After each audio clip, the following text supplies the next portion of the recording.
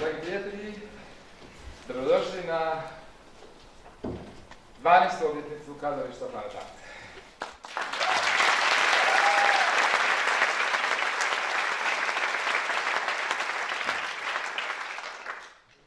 Htio bih se prije svega zahvaliti svima koji su omogućili da dođemo do puberteta. Htio bih se posebno zahvaliti večeras našim pokroviteljima ove 12. obljetnice, IMI, jer je to velika stvar kada se jedna tvrtka odluči identificirati s određenim vrijednostima koji zastupa jedan kulturni umjetnički projekt. Hvala. Molim vas jedan aplauz. IMI je put kazališta koji se pita i koji progovara o problemskim temama s kojima se svi suočavamo i kao pojedinci, i kao društvo. Dakle, dramski tekst koji govori o pobačaju.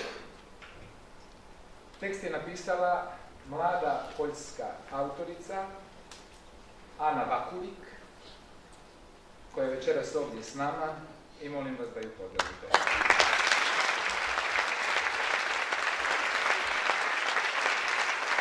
Htio bih vam pustiti par čestitki koje smo dobili. I do remember the production very fondly, and the actors were great, and the people I met, it was a wonderful experience. Work of Planet Art is so impressive, bringing plays that Croatians wouldn't have seen otherwise to your country. Zečer rupa i dan danas ostaje prva na listi svih mojih predstava. Upravo zbog snage, katarze koja se događala kako nama na sceni, tako i ono što je puno važnije, ljudima ispred nje. Could tell, even though I couldn't understand the language they were speaking in, that they had absolutely captured the essence of every scene of my play. Ja ću zamoliti ovdje za jedan grupni poklon da dođu na scenu svi kolege, svi glumci, svi koji su sudjelovali u radu Planetarta i da se zajedno poklonimo na ovoj 12. obljetnici.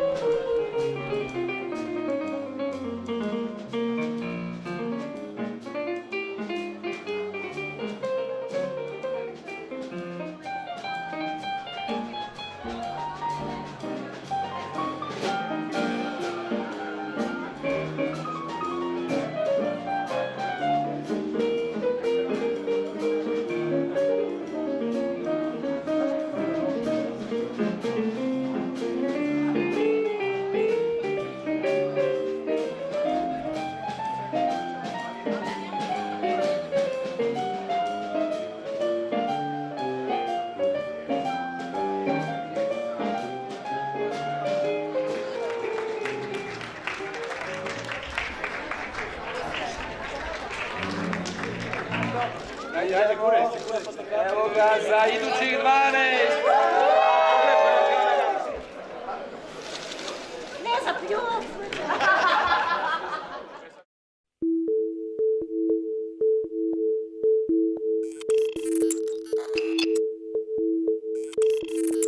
Dobrodošli na Planet Art.